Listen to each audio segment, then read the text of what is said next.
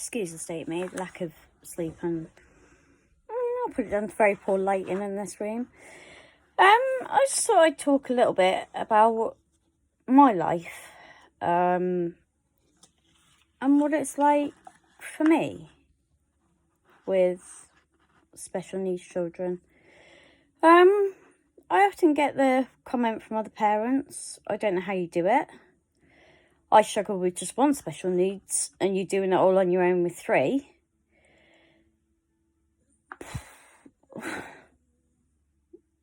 What else do I do? I'm their mum. I'm all they've got.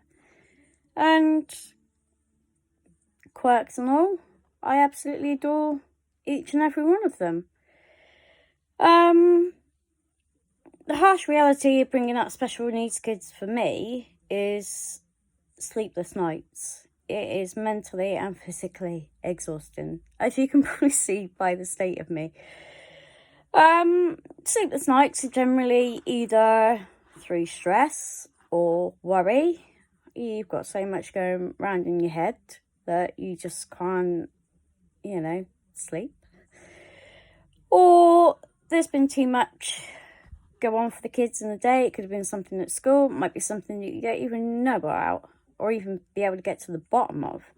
They just don't switch off. It takes forever for them to go to sleep.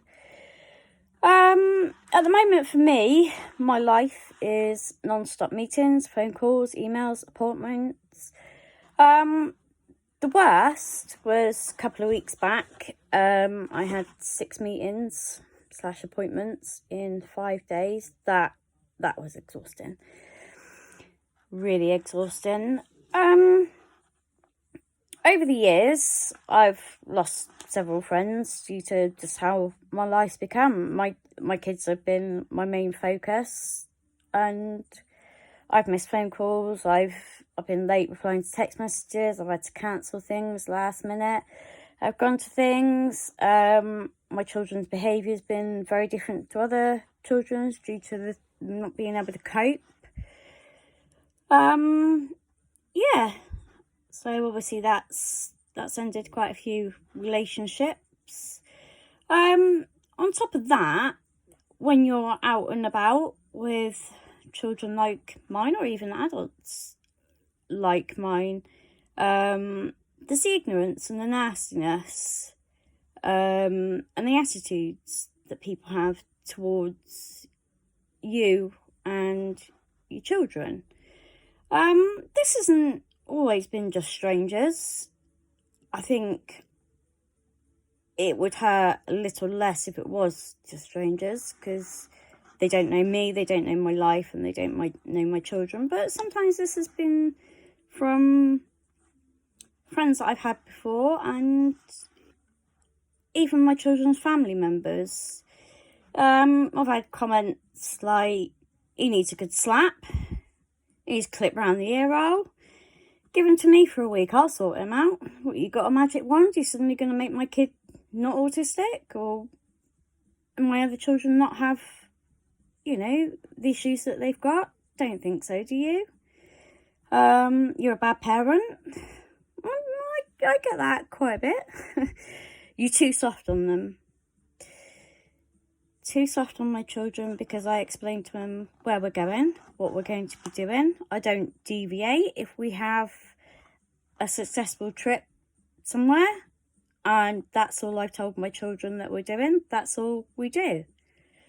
And that's it, really. Parenthood doesn't come with an instruction manual, and special needs parenting certainly doesn't come with an instruction manual.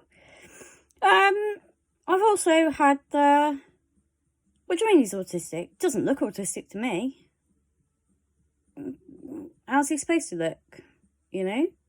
4 heads, 5 legs. Yeah. However, as time goes on, I mean, my oldest one has had a diagnosis now for 5 years. He was 3 when he got his diagnosis. We were very lucky to get it early.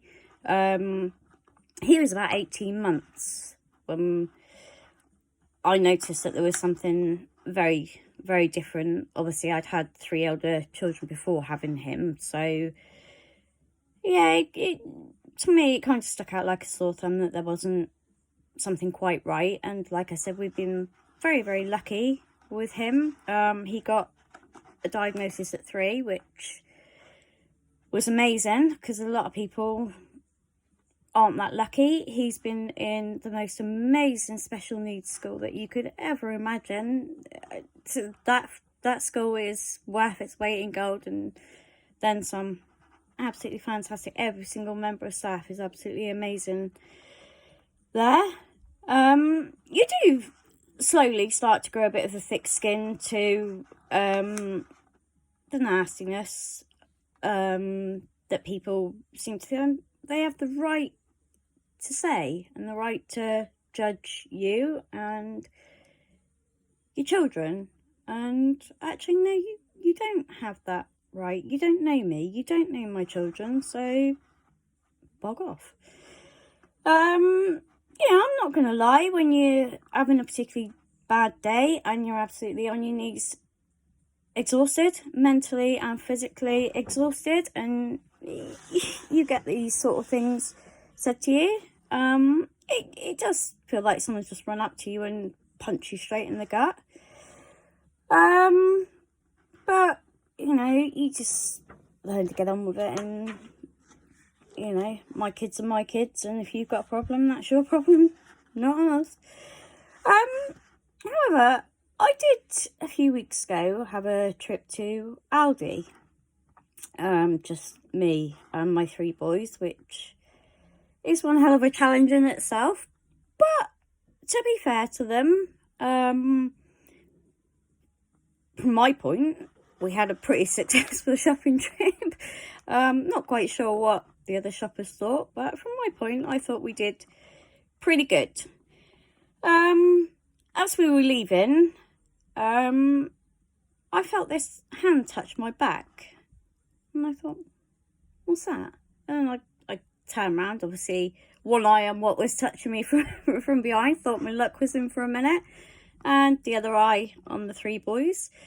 There was this lovely, sweet, older lady stood there, and she said to me, I hope you don't mind me saying, love, but I've been watching you walking around the shop with your 3 little boys and at the checkout.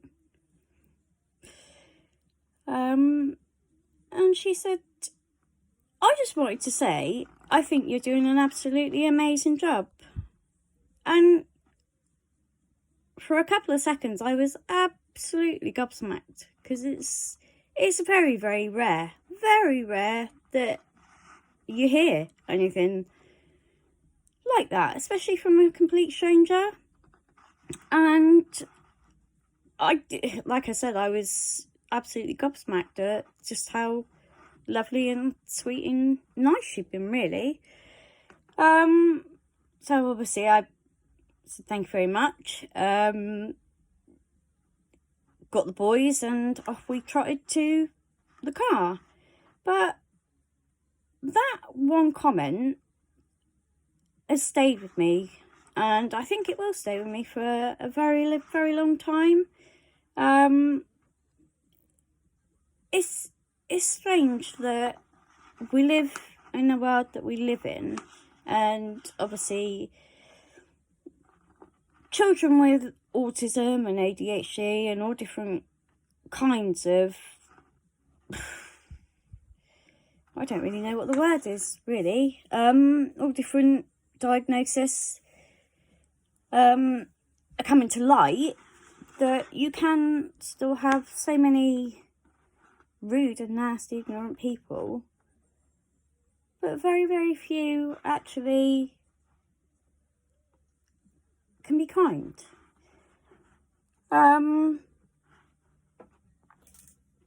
Yeah, I think I've never seen that lady before, and we live in a very small town, and I haven't seen her since. But them kind words that she said to me really, really did hit me pretty hard, to be honest with you.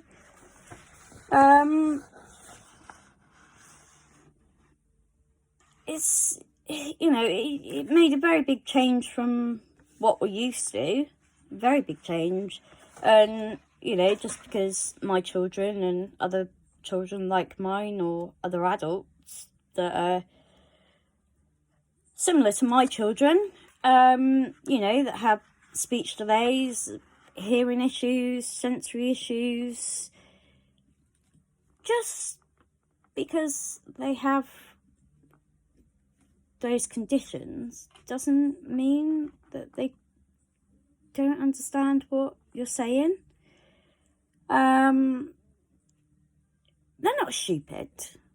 They may struggle and see the world very differently to how we see it, and struggle to cope with things that you or I cope with, but they're not stupid.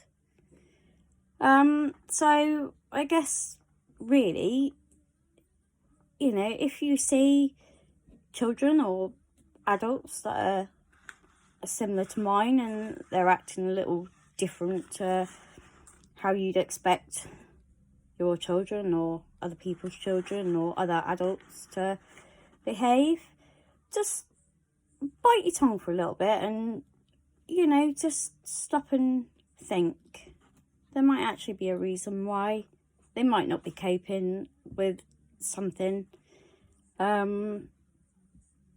Yeah, it's just a shame that there isn't more people around that have got more empathy, more understanding, and a lot more compassion for not just children and adults like my children, that do struggle with things that go on in the world we live in, but for us as parents and the caregivers that look after them, we're all going through enough without your negativity. So, you know, next time, maybe just bite your tongue and keep walking.